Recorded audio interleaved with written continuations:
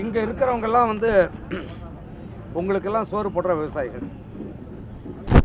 அப்போ இவங்கெல்லாம் இந்த ஊர் இல்லை, சென்னை இல்லை, தமிழ்நாட்டினுடைய ஒவ்வொரு ஊரில் இருந்தும் இந்த போராட்டத்தில் கலந்துக்கிறதுக்காக வந்திருக்காங்க.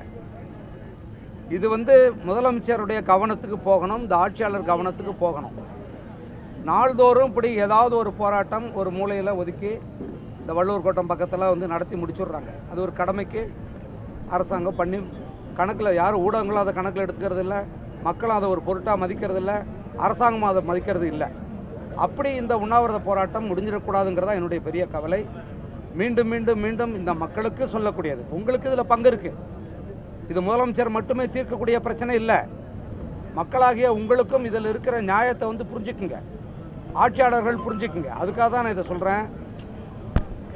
இந்த விவசாயிகளை போராட வைக்காதீங்க. ஏற்கனவே அவன் வந்து கடனோடையும் காலம் முழுக்க வாழ்நாள் முழுக்க அந்த பருவநிலை மாற்றத்தோடையும் போராடி கடனாளியாகவே செத்துடுறான். எங்கேயாவது தமிழ்நாட்டில் விவசாயம் பண்ணி பணக்காரனை பார்த்துருக்கீங்களா? நீங்கள் ஒரு பஞ்சர் கடை வச்சு பழிச்சிக்கலாம், சாலையில் கைக்குட்டை போட்டு பழிச்சிக்கலாம், ஒரு பெட்டி கடை வச்சு கோடீஸ்வரன் ஆகலாம்.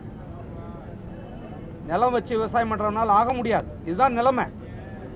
இன்றைக்கு வந்து சட்டமன்ற உறுப்பினர்களாக இருக்கிறவங்க, நாடாளுமன்ற உறுப்பினர்களாக இருக்கிறவங்க, அமைச்சர் பெருமக்களாக இருக்கிறவங்க, இவங்க எல்லாருமே ஏதோ ஒரு வகையில் உங்களுடைய முன்னோர்களோ இப்போதையோ நீங்கள் வந்து விவசாய குடியிலேருந்து போனவங்க தான். தயவு செஞ்சு இந்த பிரச்சனையை வந்து கையாளுங்க, உடனடியாக தீருங்க. இவங்க ஒன்றும் உங்களுடைய சொத்தில் யாரும், அரசாங்கத்துடைய சொத்தில் யாரும் வந்து பங்கு கேட்கல. அது முதல்ல தெரிஞ்சுக்கங்க. ஏற்கனவே இந்த அரசாங்கம் கொடுக்கக்கூடிய சாராயத்தை குடித்து லட்சக்கணக்கான பெண்கள் வந்து விதவையாகி கிடக்கிறாங்க. இந்த பிள்ளைகள்லாம் தாய் தேந்திரம் எழுந்து கிடக்கிறாங்க. அவங்களுடைய எதிர்காலம் இல்லாமல் போய்கிட்டு இருக்கு. இந்த பாமாயிலுங்கிறத எப்போங்க இறக்குமதி பண்ணீங்க? எவ்வளோ காலமாக கண்டுபிடிச்சிங்க நீங்கள்? பாமாயிலுங்கிறது நம்ம ஊருக்கு அதுக்கு சம்மந்தம் இருக்கா? நம்மக்கிட்ட இல்லாத எண்ணெயா? வேர்க்கடலையிலேருந்து கடல் எண்ணெய் கிடைக்குது, எள்ளுலேருந்து நெல்லெண்ணெய் கிடைக்குது, தேங்காயிலேருந்து தேங்காய் எண்ணெய் கிடைக்குது. உலகம் முழுக்க இந்த எண்ணெய்க்காக போட்டி போட்டு நம்மக்கிட்ட ஓடி வரான். நீங்கள் ஏன் பாமாயில் இறக்குமதி பண்ணுறீங்க? ஏன்னா அது வந்து விலை குறைவு. அது மட்டும் இல்லை, வெளிநாட்டிலேருந்து வாங்குறதால அதில் கிடைக்கிற கமிஷனுக்காக தான் அதை செய்கிறீங்க. இல்லைன்னு வந்து சொல்லுங்கள் பார்ப்போம். இல்லைன்னு நீங்கள் வந்து அறிக்கை கொடுங்க பார்ப்போம், வெள்ளை அறிக்கை கொடுங்க பார்ப்போம். எவ்வளோ பணத்துக்கு அதை வாங்குறீங்க? அதில் வந்து மானியத்துக்கு தானே கொடுக்குறீங்க. அந்த மானியத்தை இந்த எண்ணெய்க்கு கொடுங்க. அவர் பாண்டியன் என்ன சொன்னார அதே தான். பாமாயில் வந்து முதலமைச்சர் வீட்டில் சமைக்கிறாங்களா? பாமாயில் அமைச்சர் வீட்டில் சமைக்கிறாங்களா? வேளாண்மைத்துறை அமைச்சர் இருக்காரு, அவர் கையால் தானே வழங்குறார். வேளாண்மை அமைச்சர் வந்து இப்போ மத்தியானம் வந்து பாமாயில் சாப்பிட்றாரா? என் மக்கள் மட்டும் என்ன, அவங்க உயிர் மட்டும் உயிர் இல்லையா? முதல்ல இந்த பாமாயில நிறுத்தணும், நிறுத்தி ஆகணும். அதுக்கான ஒரு உண்ணாவிரத போராட்டம் தான் இது. அதை நிறுத்திட்டு பக்கத்து எங்க எல்லாம் நல்லா போறீங்க, வெளிநாடுகள்லாம் போறீங்களாங்க, என்னங்க பார்த்துட்டு வரீங்க? பக்கத்து மாநிலம் கேரளாவை பாருங்க. அவங்ககிட்ட உற்பத்தி ஆகிற அந்த தேங்காயை என்ன அழகாக பயன்படுத்துகிறாங்க பாருங்க. நம்மக்கிட்ட இருக்கிற இந்த பொருட்களை எல்லாம் மதிப்பு கூட்டு பொருளாக மாற்றி விவசாயிகளுக்கு சரியான விலை நீங்கள் கொடுத்தாலே, நீங்கள் கொடுக்குற 1000 ரூபாயெல்லாம் தயவு செஞ்சு தராதிங்க, வேணாம். நீங்கள் போய் திருட்டுத்தனமாக இந்த மக்கள்கிட்ட பணத்தை கொடுத்து ஓட்டு வாங்க வேணாம். என்ன எல்லாம் நாடாளுமன்றத்தில் 55 விழுக்காடு பேரில் இருக்கிறவங்களுக்கு குற்றவியல் வழக்கில் கிரிமினல் லாவில் இருக்கிற சட்டத்தில் மாட்டியிருக்காங்க. குற்றவாளிகள் 55% பேர். இதெல்லாம் யார்? உங்களை மாதிரி கட்சிகள்லாம் உருவாக்கி கொண்டு போகிற நாடாளுமன்ற உறுப்பினர்கள் தான். இவங்கெல்லாம் சேர்ந்து ஆட்சி பண்ணால் எப்படி இருக்கும்? அந்த நிலை இங்கே உருவாகக்கூடாது. தமிழ்நாட்டில் உற்பத்தி ஆகக்கூடிய, இந்த தமிழ்நாட்டு விவசாயிகள் உற்பத்தி ஆகக்கூடிய நல்லெண்ணெய், கடல் எண்ணெய், தேங்காய் எண்ணெய், இதை 3க்கும் சரியான விலை கொடுத்து அதை விநியோக திட்டத்தில் வந்து கொண்டு வந்தாலே இந்த மக்கள் வந்து சிறப்பாக வாழ்வாங்க. நீங்கள் பிச்சை போடாதீங்க தயவு செஞ்சு. ஏற்கனவே நாங்கள் செத்துக்கிட்டு இருக்கோம். எந்த விவசாயியாவது மகிழ்ச்சியாக இருக்கானா? முதலமைச்சர் வாங்க, கிளம்பி வாங்க போய் விவசாயிகிட்ட. எந்த விவசாயியாக பார்க்குறீங்களா நீங்கள்?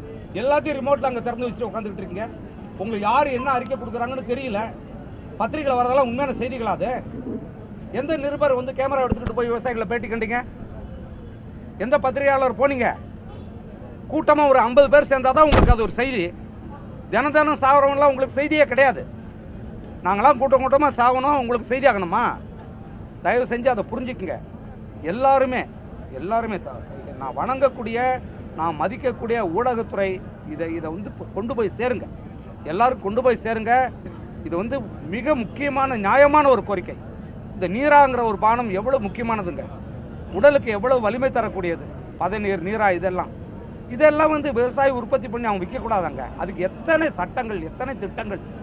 அதை அந்த முதலமைச்சர் வந்து அதை கொண்டு வந்தாங்க. போன ஆட்சியில் வந்து 2017 நினைக்கிறேன் டிசம்பர் அப்போ கொண்டு வந்தாங்க. அது அப்படியே போயிடுச்சு. இப்போ இருக்கக்கூடிய அந்த திமுக அரசாங்கம் தயவு செஞ்சு அதெல்லாம் கொண்டு வாங்க. விவசாயிகளை வாழ வைங்க சாமி. நீங்கள் நல்லா இருப்பீங்க. நீங்கள் ஏதோ பண்ணிட்டு போங்க. இந்த விவசாய குடும்பத்தை வந்து அவங்கள வயிற்றுச்சலில் விட்டு, அவங்கள பட்டினி போட்டுட்டு, அவங்கள கடன் இழக்கிட்டு சிறந்த ஆட்சி செய்கிறேன்னு சொல்லாதீங்க. சார், இப்போ மத்திய அரசாங்க சார்பெல்லாம் வந்து சார் கார்பரேட் கடன்லாம் வந்து அடைக்கிறாங்க இல்லைங்களா? ஒன்று சொல்லட்டுமா, இதை தவிர எதுவுமே கேட்கக்கூடாது. இதை மட்டும் கொண்டு போய் சேருங்க. எந்த கேள்வி பதில் நான் மீண்டும் சொல்றேன்.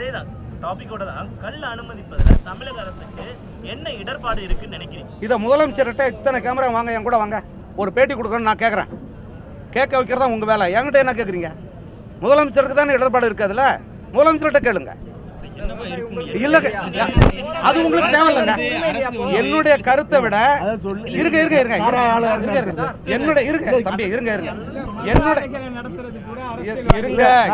நான் சொல்றேன். இல்ல, அவர் கேட்ட கேள்வி நான் சொல்றேன். அதாவது கல்லு பனை இறக்குறதுல தமிழ்நாடு அரசுக்கு என்ன சிக்கல்னா, ஒரே சிக்கல் தான். இன்னைக்கு ஆளுகிற முதலமைச்சர் குடும்பமும் இருக்கிற அமைச்சர் பெருமக்களும் சாராய ஆலையை நடத்துகிற கொள்ளை கூட்ட வேலையை செஞ்சிட்டு இருக்காங்க. அப்ப கொள்ளை கூட்டம் நடத்துகிற கூட்டம் இன்னைக்கு ஒரு கிராமத்துக்கு 50-100 விவசாயிகள் முதலாளியாக மாறுறது எப்படி ஒத்துக்கும்? அதனால ஏற்கனவே இருந்த ஆட்சி அதுக்காக புனிதமான ஆட்சி இல்லை. அந்த கூட்டமும் இன்னும் சாராய ஆலை நடத்திட்டு தான் இருக்கு. இந்த திமுக அண்ணா திமுகவுக்கு எதுல கூட்டணி இருக்கோ இல்லையோ, சாராய ஆலை நடத்தி தமிழர்களை கொன்று குவித்து கொள்ளையடிக்கிறதுல இவங்களுக்கு வித்தியாசமே இல்லை. அதனால கல் இறக்கிறதுலையும் பனையிலையும் தென்னையிலையும் கல் இறக்கிறதுல சிக்கலே இந்த கூட்டங்கள் கொள்ளையடிக்கிறது பாதகமாகிறது தான். அதனால சாராயம் விற்கிறது மட்டும் இல்லை, இன்னைக்கு தமிழ்நாட்டில் நூற்றுக்கணக்கான போதைப் பொருள்களை இறக்குமதி பண்ணி இந்த கொள்ளை கூட்டங்கள் கொள்ளையடிச்சிட்டு இருக்கு, கொண்டுட்டு இருக்கு. அதனால ஒரு தாயை போல ஆட்சி செய்யறதுன்னா ஆட்சி செய்யுங்க. ஒரு பேயை போல தான் கொள்ளையடிப்போம்னா நீங்க தனியா நின்று கொள்ளையடிங்க. தமிழ்நாட்டை தமிழர்கள் பார்த்துக்குவாங்க. அதான் பங்களாதேஷ் இன்னைக்கு அந்த பங்களாதேசத்தினுடைய தந்தை அப்படின்னு முஜிபுர் ரஹ்மான் சொல்றாங்க. அவர்கள் தான் அவங்க ஆட்சி பண்ணிட்டே இருந்தாங்க, அந்த வகைராக்கள்.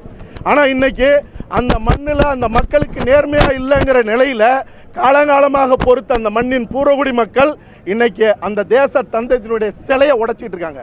நான் சொல்றேன், நடக்கணும்னு எங்களுக்கு ஆசை இல்லை. இந்த மண்ணின் பூர்வகுடி மக்கள் 50,000 ஆண்டுகள் வரலாறு கொண்ட தமிழ் இனத்தில் இருக்கிற விவசாயிகளை நீங்க இனிமேலாவது வாழ வச்சீங்கன்னா உங்க வரலாறு நிலைக்கும். இல்லைன்னா இந்த மண்ணை குழி தோண்டி கொள்ளையடிச்சு இந்த மக்கள் சாகரத்துக்கு காரணமாக இருந்தவர்கள் யாரு சமாதி இருந்தாலும் அத்தனை சமாதிகளையும் இந்த இனத்தின் இளைய தலைமுறை ஒரு நாள் இல்லை ஒரு நாள் அடித்து நொறுக்கும். அந்த கல்லறைகள் உடைபடும்.